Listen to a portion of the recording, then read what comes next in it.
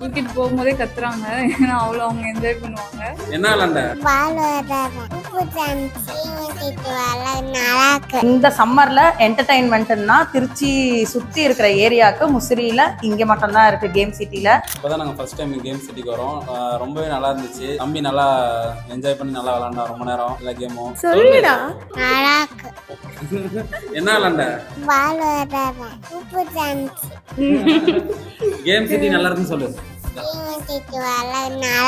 பாப்பா வந்து இங்க ஆக்சுவலா நாங்க ரெகுலராகவே இங்க வருவோம், ஃப்ரீக்வெண்ட்டாகவே இங்கே வருவோம். எங்களுக்கு கொஞ்சம் ரிலாக்ஸாக இருக்கும். பாப்பாவும் இங்கே நல்லா என்ஜாய் பண்ணி விளையாடுவாங்க. தூக்கிட்டு போகும்போதே கத்துறாங்க.